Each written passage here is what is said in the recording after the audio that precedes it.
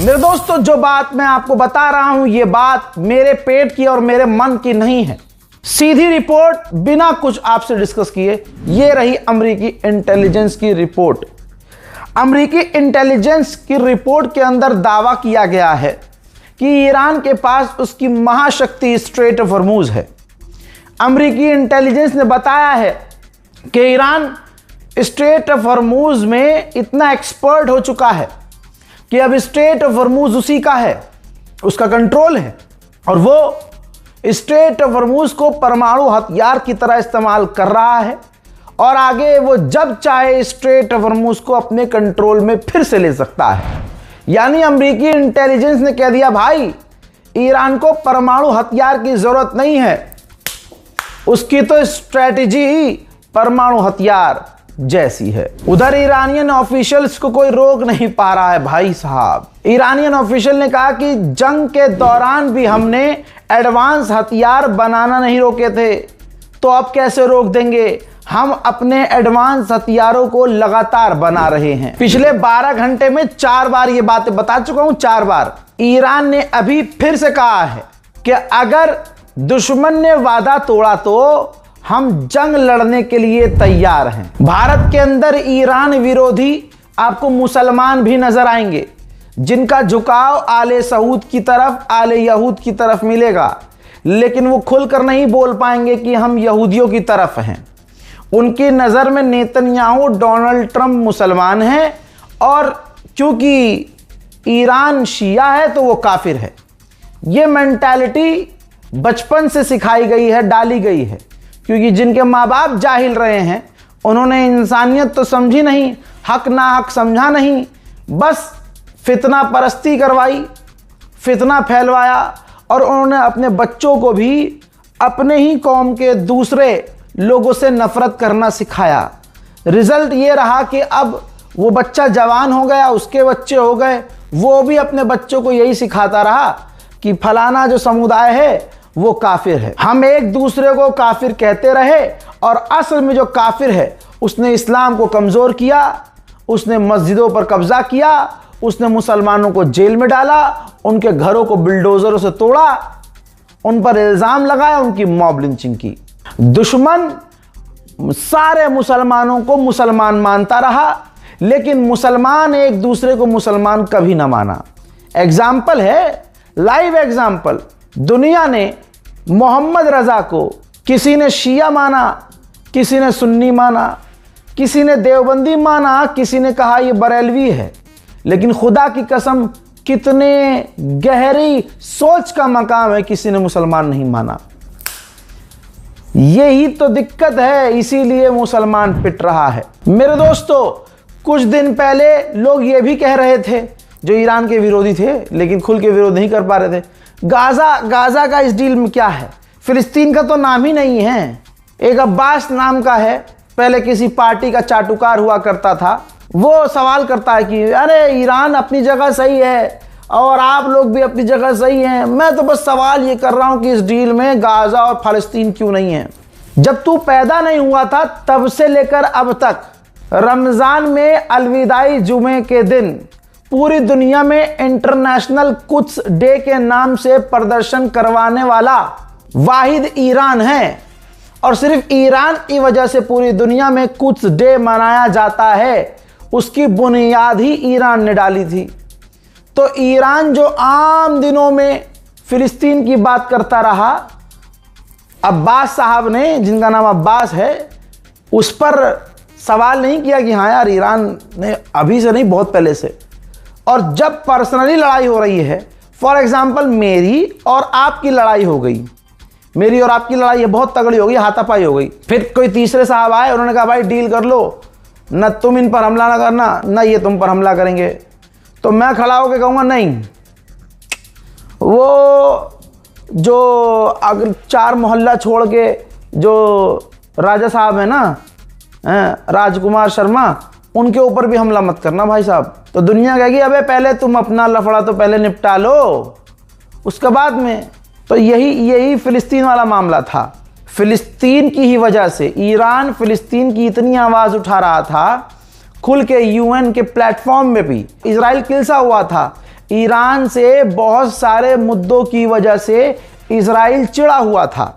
अब उन सबके मुंह पर तमाचा है जो ज़बरदस्ती का कोई ऐंठ निकाल रहे थे कि देखो ईरान ने देखो फिलिस्तीन की बात नहीं की। ईरानियन प्रोफेसर ने बहुत बड़ी बात कही। उन्होंने कहा कि हम कभी अलाउ नहीं करेंगे कि जो हाल गाज़ा फिलिस्तीन का इजराइल ने किया है वही हाल लेबनान का इजराइल करे। और अमेरिका ने हमसे कहा कि आप पर से लगी हुई तमाम पाबंदियों को हम यूं ही हटा देंगे, बस आप फिलिस्तीन का मुद्दा छोड़ दो, आप फिलिस्तीन के लिए बात करना छोड़ दो। तो ईरानियन प्रोफेसर ने कंफर्म किया कि हमने मना कर दिया कि हम फिलिस्तीन की बात करना नहीं छोड़ेंगे। मेरे दोस्तों, बेशक जो ये ईरान की जीत हुई है इसमें परवरदिगार आलम अल्लाह ताला का ही ये करम है, ये उसकी रजा थी कि ईरान के जरिए पूरी दुनिया के सामने अमेरिका और इजराइल जलील हों। तो जब परवरदिगार आलम ने ईरान को इतनी बड़ी जीत दी तो फिर ईरान से नफरत करने वाले लोग, उनसे सवाल ये करूंगा कि जब परवरदिगार आलम ने अपनी रजा से, अपनी मर्जी से ईरान को इतनी बड़ी जीत दिलवाई तो तुम्हारी औकात क्या है खुदा के मर्जी के आगे अपनी नाक चढ़ाना? अल्लाह का खौफ करो, हक और नाहक पहचान लो। मेरे दोस्तों, ईरान की सबसे बड़ी जीत एक और बताऊं आपको। मीडिया के सामने डोनाल्ड ट्रंप कैमरे पे क्या कह रहा है वो छोड़ दीजिए। ईरान को अमेरिका ने तुरंत प्रभाव से अलाउ कर दिया है, पाबंदी हटा के कि आप तेल बेचो, और ईरान अब खुल्लम खुल्ला अपना तेल पूरी दुनिया को दबा के बेच रहा है। अमेरिका के वाइस प्रेसिडेंट जेडी वेंस ने खुद अब कह दिया है कि जो पीस डील है उसमें Lebanon, gulf countries, Israel, America और ईरान शामिल हैं। गल्फ देशों में ही तो फिलिस्तीन आ गया। अबे भैया, अरब ही तो है। अभी आप देखिए, अमेरिका 2 दिन से मना कर रहा है कि नहीं, हमने ईरान की ये बात नहीं मानी ईरान, लेकिन ईरान ने जो अपना घोटा यानी अपना घुटना अमेरिका और इजराइल की गर्दन पे रखा है ना, फंस चुके हैं America Israel. Vice president JD Vance ने कह दिया है कि अरब, अमेरिका और इजराइल इस पीस डील में शामिल हैं। जेडी वेंस ने यह भी कंफर्म किया है कि ईरान हिजबुल्लाह को फंड करता है, पैसे देता है, लिहाजा हम उस सोर्स को, उन बैंक्स को अनफ्रीज नहीं करेंगे जिनके जरिए ईरान हिजबुल्लाह को पैसे देता है। पूरी दुनिया जानती है कोई ऐसा शायद ही इंसान होगा जिसे ये अमेरिका की असलियत पता ना हो, लेकिन क्योंकि ईरान से ऐसी हार मिली है तो अपनी बातों से पलटना ही होगा। अमेरिकी उपराष्ट्रपति जेडी वेंस ने कहा कि हमारा इरादा कभी नहीं था कि हम रजा पहलवी को राष्ट्रपति बनाएं ईरान का। खुदा की कसम, ये कितना झूठ बोलेंगे। हर उम्मत के बच्चे बच्चे को पता है, डोनाल्ड ट्रंप के उन बयानात को कोई भूला नहीं है जिसमें वो रजा पहलवी का नाम ले ले कह रहा था कि इसके हाथ में हम ईरान देंगे। लेकिन ईरान ने जैसे ही बजाना शुरू किया अरबों को, अमेरिका और इजराइल को, तो उसी वक्त डोनाल्ड ट्रंप को समझ में आ गया था कि रजा पहलवी का तो सारा पहलवी गिरी निकाल दिया है ईरान ने, हम तो इसको अब खड़ा ही नहीं कर सकते कहीं। और आज की तारीख में भी रजा पहलवी के समर्थक रो रहे हैं, जलील हो रहे हैं, नंगे और नंगे हो गए हैं। तो अब जब इतनी बुरी हार मिली है तो कह रहा है जेडी वेंस, हमारा कभी इरादा नहीं था कि हम रजा पहलवी को प्रधानमंत्री या राष्ट्रपति बनाएं। ये तो जनता और सरकार के बीच का मामला था। हमारी तो बस इतनी डिमांड थी कि न्यूक्लियर ईरान ना बनाए। हजरात, अमेरिका कितना बड़ा झूठा है। दुनिया में अमेरिका से बड़ा कोई झूठा नहीं हो सकता। सिर्फ इस बिना पर कि ईरान परमाणु ना बनाए, ईरान के supreme leader Ayatollah Syed Ali खामनाई को शहीद कर दिया, जबकि वही वाहिद ऐसा इंसान था जो शुरू से अब तक ये कह रहा था कि परमाणु नहीं बनाना है। जहां ईरान की अवाम ईरान की IRGC प्रेशर दे रही थी कि हमें परमाणु बना लेना चाहिए, तो शहीद जनाबे खामनाई ने फतवा जारी कर दिया था कि नहीं, हमें परमाणु नहीं बनाना। लेकिन अब उनको कत्ल करके ये कह रहे हैं कि हमारा तो कुछ इरादा ही नहीं था, ना हमें सरकार गिरानी थी, ना सरकार पलटनी थी, ना हमें इंटरनल मैटर में बोलना था, हमारा तो मकसद ये था कि परमाणु ना बनाए। अरे भाई, खामनाई साहब ने तो पहले ही कहा था कि परमाणु बनाना ही नहीं है। तो एक बात क्लियर है कि अमेरिका झूठ पे झूठ बोल रहा है। कल ही तो मना किया जेडी वेंस ने भी और ट्रंप ने कि हम $1 भी अमेरिका के इन्वेस्ट नहीं करेंगे ईरान में। लेकिन लीजिए रिपोर्ट देख लीजिए, जो $300 बिलियन ईरान को देने हैं, आधे यानी $150 बिलियन कमिट कर चुका है। पूरी प्लानिंग हो चुकी है कि ईरान की किन किन कंपनियों में किस तरह से अमेरिका इन्वेस्ट करेगा, किस तरह से $150 बिलियन ईरान को पहुंचाएगा। यानी $150 बिलियन का तो कमिटमेंट हो चुका है और अभी $150 बिलियन बाद में और दिए जाएंगे। तो अमेरिका ऑन कैमरे पर क्या कह रहा है, कैमरे के सामने क्या कह रहा है, वो दूसरी बातें हैं, लेकिन अंदर अंदर जो चल रहा है वही सच्चाई है और वो आपको रज़ाग्राफी बताता रहेगा। मेरे दोस्तों, इलाके का जो दूसरा इजराइल है, ये तमाम उम्मत मुस्लिमा को याद कर लेना चाहिए कि दूसरा इजराइल यूएई है। रिपोर्ट यह है कि जो शुरुआत में जब जंग छिड़ी तो यूएई के टॉप ऑफिशियल इजराइल पहुंचे थे सिक्योरिटी डील के लिए कि भैया इजराइल हमें बचाए, इजराइल ईरान के हमलों से हमें बचाए। फिर उसके बाद वो आप जान चुके हैं कि इजराइल ने अपनी आईडीएफ, अपनी फौज यूएई भेजी, यूएई को हथियार दिए, यूएई को इंटेलिजेंस दी, यूएई ने ईरान पर हमले किए, वो तमाम चीज़ें खुल गई हैं। लेकिन उसके बावजूद क्या हाल यूएई का हुआ, सबसे ज़्यादा यूएई का नुकसान हुआ, सबसे ज़्यादा यूएई पर ईरान ने हमला किया। तो सोचिए, किसी मुसलमान से यूएई ने मदद नहीं मांगी थी, आले यहूद से मदद मांगी थी कि ईरान से हमें बचाना, लेकिन अल्लाह ने जो चाहा वही हुआ और दुनिया में यूएई और यूएई जैसे यहूदियों के दोस्त नंगे हो गए। उधर यूएई फ्रांस से बात कर रहा है और ज्यादा राफेल खरीदने के लिए। बेशक ईरान के हथियार इतने खतरनाक न थे जितने दूसरों के पास हैं और आज की तारीख में दुनिया के हर इंसान का नजरिया बदल चुका है। अब ईरान को ताकतवर माना जाता है। ईरान के हथियार कितने भी कमजोर रहे हों, लेकिन सुपर पावर को हरा कर ईरान ने बता दिया है कि बेटा तुम राफेल खरीदो या F-35 खरीदो, अल्लाह हमारे साथ है, हक के साथ है और नंबर सबका आएगा। ईरान ने ऐलान किया है, ईरान के वाइस प्रेसिडेंट ने कहा है कि ईरान मेंटेन करेगा स्ट्रेट ऑफ हॉर्मूज, यानी Iran he straight of Hormuz को चलाएगा। लीजिए मामला सीरियस सुन लीजिए।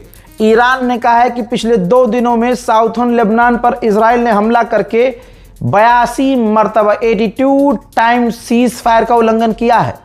अगर इजराइल इसी तरह से सीज फायर का उल्लंघन करता रहा तो हम जवाबी कार्रवाई करेंगे। मैंने कल भी कहा था, परसों भी कहा था, आपके इस नौकर ने लगातार आपको यह बताया कि मुझे पर्सनली अमेरिका इजराइल की लिखत पर भी भरोसा नहीं है और इजराइल तो पूरी तरह से बौखलाया हुआ है कि किसी भी तरह से अमेरिका और ईरान की डील खराब हो जाए, इसलिए वो हमले लेबनान पर और कर रहा है। ताज़ा लेबनान पर जो इजराइल ने हमले किए हैं, 4 लेबनीज की शहादत हो गई है। मामला तनावपूर्ण होना ही है क्योंकि इजराइल अमेरिका की सुन नहीं रहा, बल्कि अमेरिका से इजराइल ने कहा है कि हम डील में लेबनान को शामिल नहीं करेंगे और हम लेबनान पे हमले जारी रखेंगे।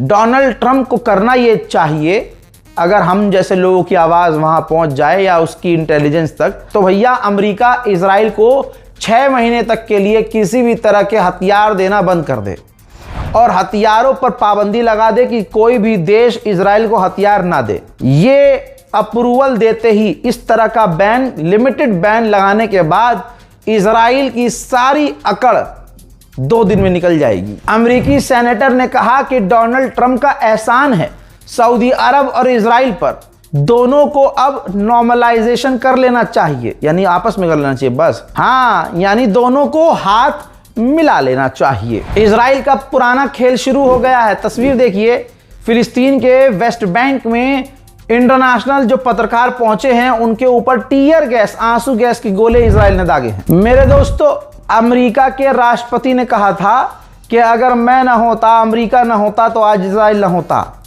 यह बयान मैंने पहले ही कहा था कि इजराइल को चुभेगा, लेकिन इजराइल के अंदर अमेरिका का जो एम्बेसडर है भाई, उसके ही चूतड़ों में आग लग गई। उसने अपनी ही सरकार के खिलाफ स्टेटमेंट दिया, इजराइल का डंडा जरूर होगा। उसने इजराइल में रहते हुए अमेरिका के एनवॉय ने कहा कि अगर इजराइल ना होता तो अमेरिका ना होता। यानी है वो अमेरिका का ही, अमेरिका का एनवॉय है इजराइल के लिए। ट्रंप के खिलाफ, अमेरिका के खिलाफ वहां से बयान दे रहा है इजराइल में बैठ के कि अगर नहीं, इजराइल नहीं होता तो अमेरिका ना होता। तो साला ये तो अपने मुल्क के भी नहीं है। डोनाल्ड ट्रंप के कुछ नेता तो अपने मुल्क के नहीं है भाई, वो तो इजराइल के ऐसे हैं। और इजराइल के ऐसे हैं तो वो किसी और के कैसे ही होंगे। जो कह रहे थे ना कि नहीं भाई, ईरान फिलिस्तीन के लिए नहीं बोला, गाजा के लिए। भाई रिपोर्ट दिखा रहा हूं, बल्कि ये रिपोर्ट ये देख लीजिए। रिपोर्ट ये है कि इजराइल गाजा पर 2 दिन पहले बड़े हमले करने की तैयारी में था, बहुत बड़ा हमला। जिसके बाद अमेरिका को जब पता चला तो अमेरिका ने नेतन्याहू को रोका कि हमें नई जंग नहीं चाहिए, हमें यह डील खराब नहीं करनी है, गज़ा पर हमला ना करना। जिसके बाद अल्टरनेटिव ये तलाश किया इजराइल ने कि अब वो गाजा पर छोटे मोटे हमले कर ही रहा है, लेकिन गाजा पर वो कब्जे बढ़ा रहा है। यानी 60% गाजा पर ऑलरेडी इजराइल का कब्जा है। इजराइल अब येलो लाइन को आगे बढ़ाकर उसको 70 से 80% कब्जा करने की तैयारी में है। मोहतरम हजरात, ईरान स्पेशल रिपोर्ट में मैं आपको सिर्फ अभी तक यही बताऊंगा, जो कि काफी ज्यादा कुछ बता दिया है। रात को भी बताया था, सुबह भी बताया है। तमाम अपडेट्स इंशाल्लाह आपको मैं इसी तरह से देने की कोशिश करूंगा। और ये याद रखिएगा, हम सिर्फ खबर बताते नहीं हैं, खबर समझाते हैं। और अल्हम्दुलिल्लाह आप लोगों को समझ में आती है, इसीलिए आप मुझसे इतना प्यार करते हैं।